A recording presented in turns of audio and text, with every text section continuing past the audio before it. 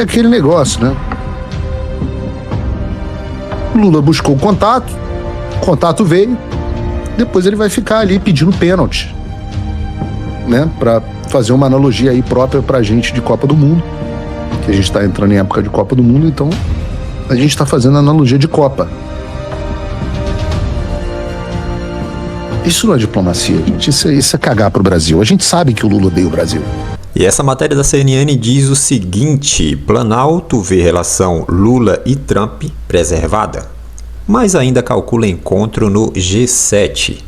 Auxiliares do governo atrelam nova reunião mediante avanço de negociações ou de negociação em nível técnico, mas avaliam que presidentes manterão cordialidade mesmo diante das divergências.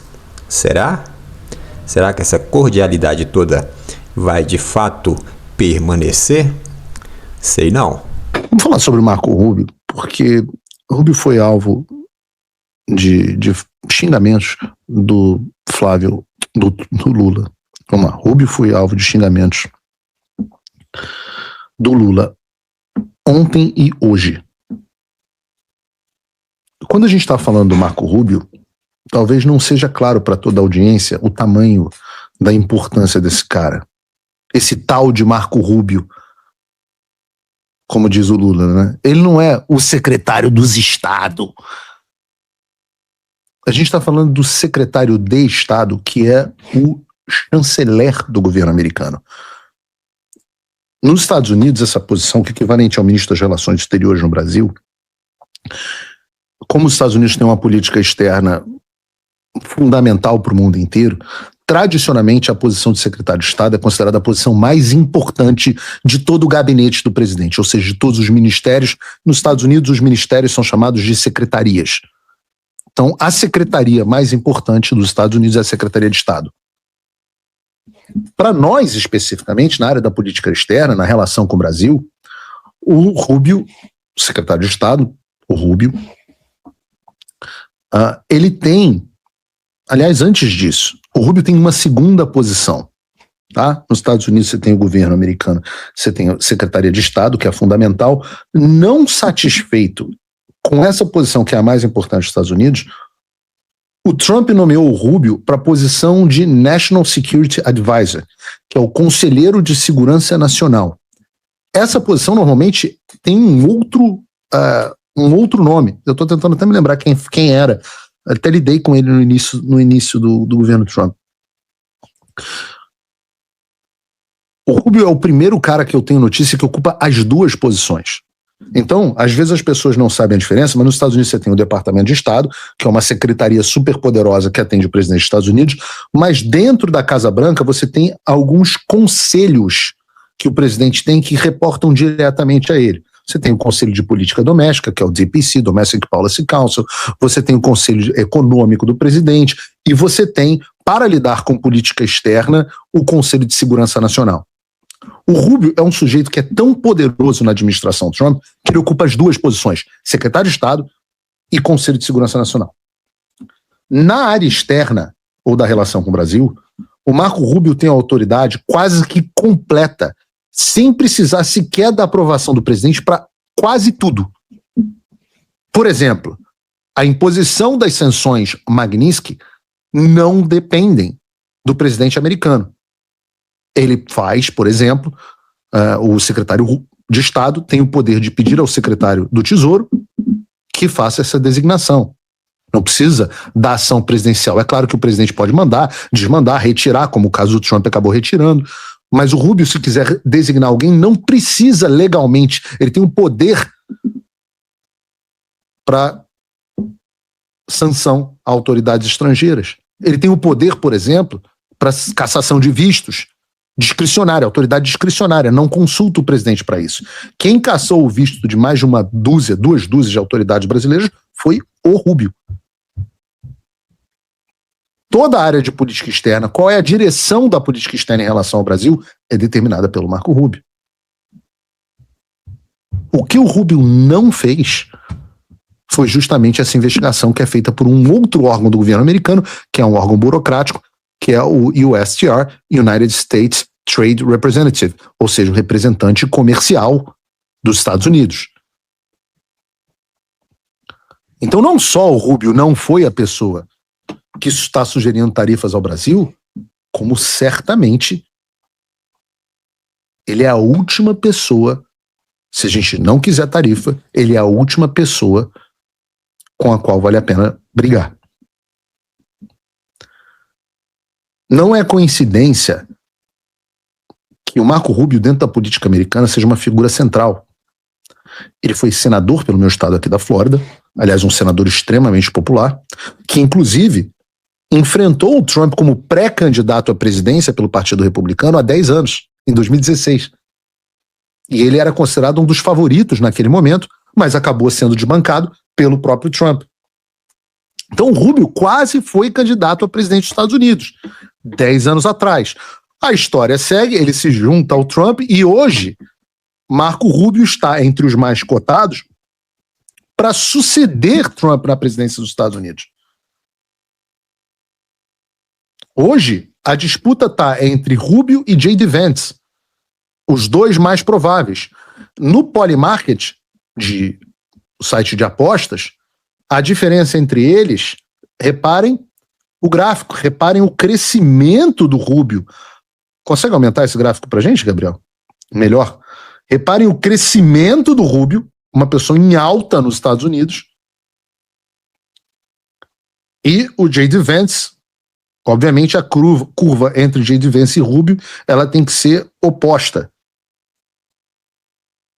Então, este cara com quem Trump está brigando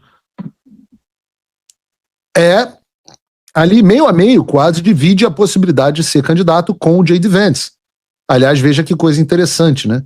Não deixa de ser engraçado, porque na linha sucessória a gente conseguiu encontrar com essas 3 pessoas na viagem a Washington. O atual presidente dos Estados Unidos, Donald Trump, né? Obviamente, o secretário Marco Rubio e o próprio J.D. Vance. Ou seja, a gente fez ali barba, cabelo e bigode.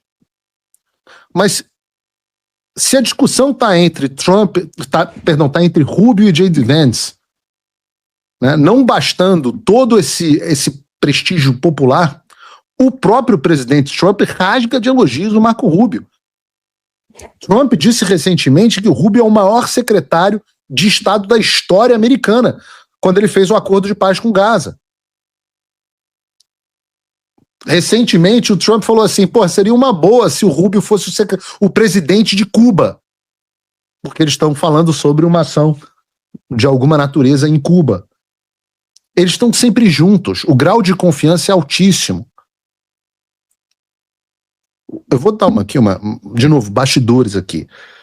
Quando nós encontramos com o Rubio, nós antes tivemos uma reunião no Departamento de Estado. E como foi o Rubio que pediu a reunião, então nós sentamos antes com o Darren Beattie e com o Christopher Landau, que é o braço direito do Rubio, é o 02 no Departamento de Estado, é o segundo mais poderoso. E aí terminou a nossa reunião, a gente não sabia se a gente ia encontrar com o Rubio dentro do Departamento de Estado, o prédio no qual a gente já estava, a sala do Rubio era ao lado da sala do Landau, aliás, umas salas lindíssimas, parecem palácios com aqueles quadros lindos de tinta a óleo de todos os secretários de Estado americanos e tal, muito, muito legal. Mas não, a gente foi informado que a nossa reunião seria de novo dentro da Casa Branca, e foi bom porque a gente ia ter uma reunião com o J.D. Vance também dentro da Casa Branca, mas o que é interessante nessa história? O Rubio despacha também de dentro da Casa Branca. Tamanho grau de proximidade dele com Donald Trump.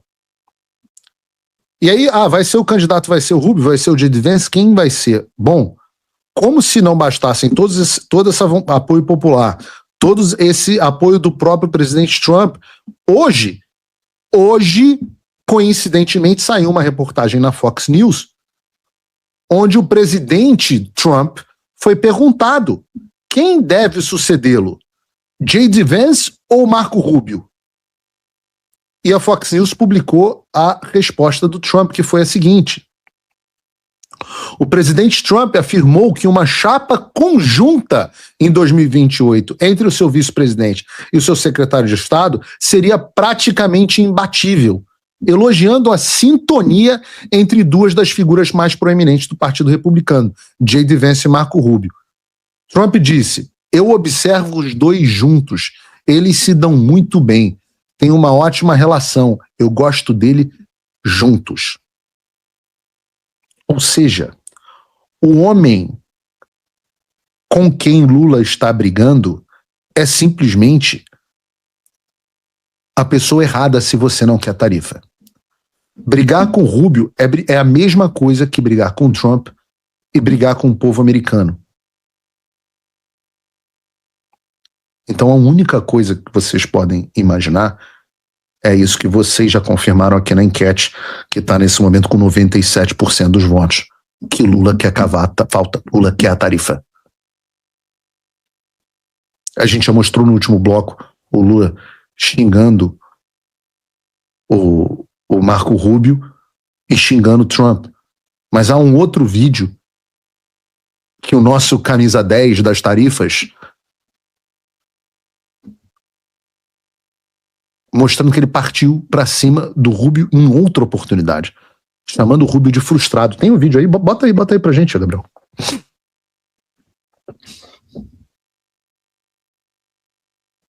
O Trump foi eleito imperador do mundo. Eu ainda vou mandar outra carta ao presidente Trump. Isso já teve. Para mostrar que eles estão na República. Ah, é o mesmo vídeo, então.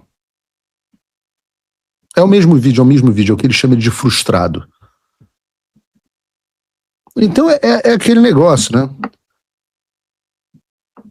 Lula buscou o contato veio, depois ele vai ficar ali pedindo pênalti, né? Para fazer uma analogia aí própria pra gente de Copa do Mundo, que a gente está entrando em época de Copa do Mundo, então a gente está fazendo analogia de Copa. Isso não é diplomacia, gente. Isso é cagar pro Brasil. A gente sabe que o Lula odeia o Brasil. A gente sabe que o Lula é um psicopata narcisista, que está preocupado com ele, com o poder. E se tiver que tarifar as empresas brasileiras, ele não está nem aí. E o cálculo é somente eleitoral. Mas o que o meu amigo Flávio fez? Seguiu na direção oposta. Primeiro, ele destruiu a narrativa da mídia. Segundo, partiu para resolver o problema e fez o quê? Reiterou formalmente o que ele havia pedido ao Rubio e que eu testemunhei e disse para vocês aqui.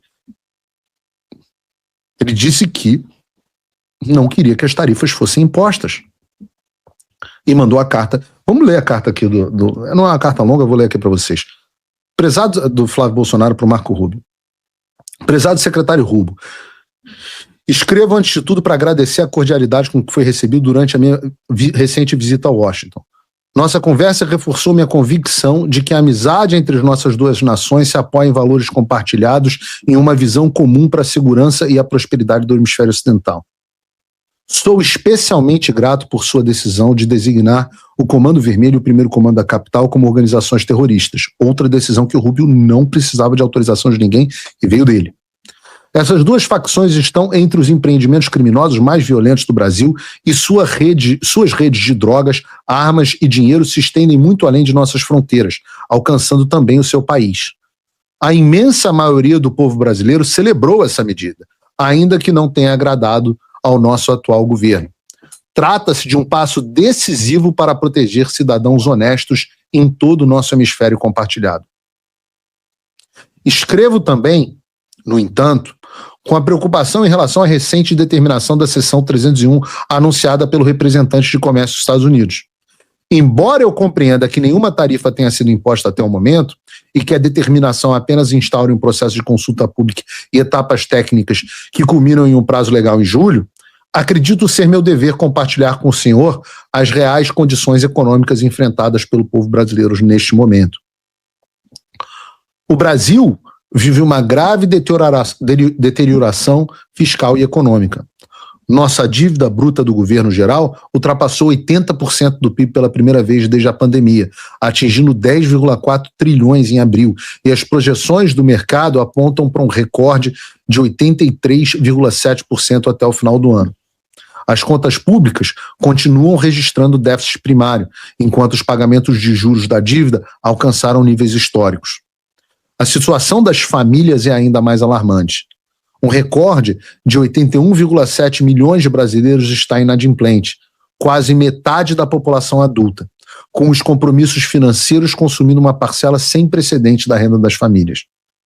No setor empresarial, o pedido de recuperação judicial, equivalentes brasileiros ao Chapter 11 americano, dispararam para um recorde histórico de 2.466 empresas em 2025, enquanto 8,7 milhões de contribuintes empresariais estavam inadimplentes no início de 2026. Todos esses números representam recordes históricos. Diante desse cenário, a imposição de novas tarifas causaria sérios danos ao povo brasileiro, justamente os cidadãos que veem os Estados Unidos como parceiro e amigo. Por isso, reitero formalmente o pedido que lhe fiz pessoalmente, que os Estados Unidos não imponham tarifas ao Brasil. Como já afirmei, estou confiante de que serei eleito presidente do Brasil em outubro. Caso essa seja a vontade do meu povo, estou preparado para colocar imediatamente minha equipe de transição à disposição do seu governo para que possamos concluir, o mais rapidamente possível, um amplo acordo de comércio e investimentos benéfico para ambas as nações, construído sobre os princípios do livre mercado, do respeito mútuo e da aliança estratégica que os nossos povos merecem. Permaneço à sua inteira disposição e espero aprofundar ainda mais a amizade entre o Brasil e os Estados Unidos. Que Deus abençoe a América e que Deus abençoe o Brasil. Respeitosamente, Flávio Bolsonaro, senador da República Federativa do Brasil. Em primeiro lugar, alguém tem que explicar ao Rodrigo, por exemplo, que não faria sentido enviar essa carta onde o Flávio diz que não há tarifas, pede que não haja aplicação da tarifa se elas já tivessem sido impostas. Ele teria que estar pedindo a retirada delas, que não é o caso. Em segundo lugar, ele reforça em um documento formal, e registra que esse pedido já havia sido feito pessoalmente. Em terceiro, ele não perde a oportunidade de explicar o estado no qual o governo Lula deixou o Brasil, e ainda agradece, pela designação do Comando Vermelho PCC. E assim, senhoras e senhores, é que se faz política externa. É assim que se faz política externa. Até o destinatário da carta, reparem que o Flávio poderia ter escrito ao presidente Trump, optou por escrever ao secretário Rubio, justamente a pessoa a quem o Lula está antagonizando.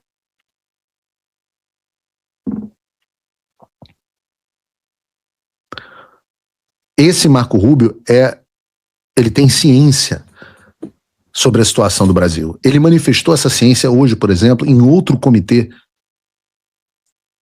justamente falando sobre uma aliança do nosso continente para combater o PCC e o Comando Vermelho, os amigos do Lula. Tem um vídeo aí, Gabriel, do Lula no comitê no Congresso? É curtinho, é legendado, acho que tem... Americas was stood up. That means over 14 countries in the hemisphere. Americas was stood up. That means over 14 countries in the hemisphere. 14 countries in the hemisphere have signed up to partner with us on counterterrorism, counter-narcotics and security matters. And we believe that Presta atenção. Ele acaba de dizer assim, 14 países assinaram um compromisso conosco. 14. Todo mundo odeia a sua soberania, segundo Lula, né? 14 países assinaram um compromisso conjunto de lutar contra essas facções narcoterroristas. 14. É o tal do escudo das Américas. Mas aqui que é o mais interessante que ele diz. And we believe that number will grow over the next few months as elections change leaderships in various countries. We held a rare earth... Aí ele fala assim, nós temos confiança de que esse número vai subir porque está tendo eleição em alguns países e as lideranças desses países vai mudar. Você entendeu o que o Rubio está dizendo? O que o Rubio disse é que o Brasil não faz parte dessa aliança, mas ele está apostando que o Lula vai perder. Ele está apostando que a esquerda vai perder na Colômbia, o candidato Petro. E que aí nós teremos um continente unido no combate a esses terroristas que o Lula tanto defende. E é por isso tanto desespero. O que segura hoje as tarifas contra o Brasil é, curiosamente, a ação do Flávio Bolsonaro. E vejam que isso é precisamente o oposto do que a mídia noticiou. É o que eu chamo... Não é que houve fake news. Fake news é notícia falsa, não foi fake news. Houve anti-news. Porque a antinotícia é onde a reportagem ela não é só falsa. Ela não é apenas falsa. Ela é o oposto da realidade. A notícia foi que o Flávio estava promovendo tarifas e o Trump e o Lula estava chateado. Essa é a antinotícia. Qual é a verdadeira notícia? O que está segurando as tarifas contra o Brasil é o prestígio do Flávio Bolsonaro. Então a gente está vendo a antinotícia, né? Assim como existe... Cadê o Serjão do Foguete? Para explicar para a gente que existe a antimatéria, existe também a antinotícia. Auxiliares do Palácio do Planalto avaliam que a relação entre os presidentes Luiz Inácio Lula da Silva, do PT, e o norte-americano Donald Trump se mantém preservada, mesmo após as recentes medidas anunciadas pelos Estados Unidos contra o Brasil e a visita do senador Flávio Bolsonaro, pré-candidato do PL à presidência da República, à Casa Branca. A avaliação é que, em um eventual novo encontro entre os dois chefes de Estado, o tom deverá ser cordial, a exemplo de conversas anteriores, mesmo diante das divergências entre os governos.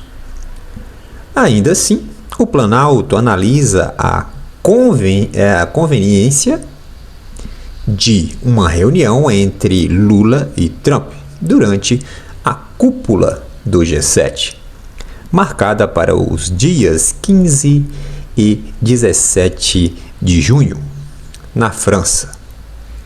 Os dois presidentes já confirmaram presença no encontro, que reúne as 7 maiores economias do mundo. Por isso, auxiliares do governo consideram provável que Lula e Trump se encontrem nos bastidores do evento, ainda que sem uma agenda formal. Eu estou querendo de fato ver se realmente esse encontro vai acontecer. E se acontecer, o que de fato irá rolar nesse encontro? Deixe nos comentários aqui o que você acha sobre essa possibilidade de novo encontro do Lula com o Trump. Se inscreva no canal e deixe também aí o seu like. Bom, por esse vídeo é isso e até breve.